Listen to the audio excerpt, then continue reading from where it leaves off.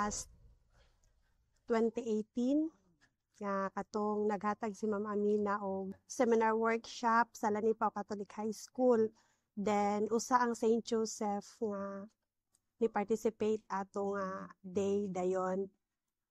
Following year 2019 usa pud ko sa gipadala sa eskwelahan as katong trainers training gihapon about sa NVC.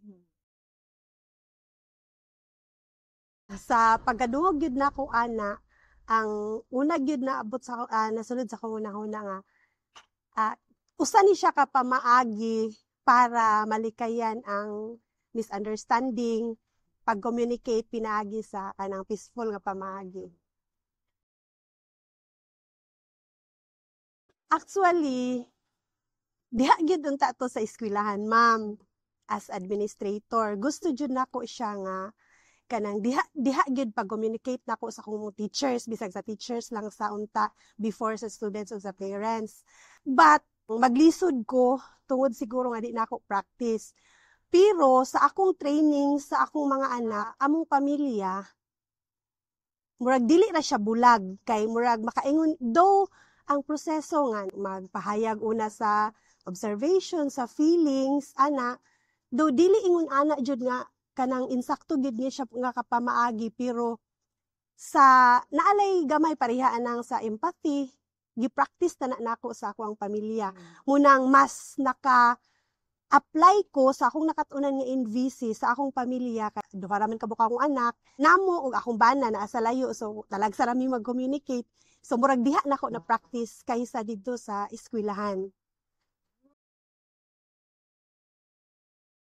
Actually, pagkabalo nako ako gid siyang gigamit man, pero dili gyud ko makaingon nga 100% nga mao gid siya kay ga-practice pa man ko, ma'am. Dayon murag kinahanglan pa gyud ko og trainings para unsa na masubay gyud nako ang insakto gyud nga process. Pero naanay kanang na-apply nako. For example, diha lang sa pagpaminaw, then pag-express akong naobserbahan sa akong mga maestra, pagpahayag sa akong request, ingon ana. Dayon, dili lang gyud siguro ingon nga kanang insakto na gyud siya, pero dako pa siya gulang. Sa akong naapilan, dili pa gyud siya enough. Murag need pa gyud siya og trainings kay bag-o pa manggod dayon. Pag practice nako sa eskwelahan, dili gyud siya ingon nga mao gyud akong gigamit kay dili gyud malikayan nga mas magamit pa gyud ang unsay naandan. So kinahanglan pa gyud siya training. Maka-apil pa og mga trainings, then mahatagan og chance nga ma-practice ning unsay trainings nga unsay gihatag sa mga trainings. Gusto jud nako nga ang NVC ma-practice jud namo kanang fully jud ma-implement jud sa eskwelahan, since ang amo apong school is unique siya kay Catholic school, then nag-cater mi og mga Muslim students.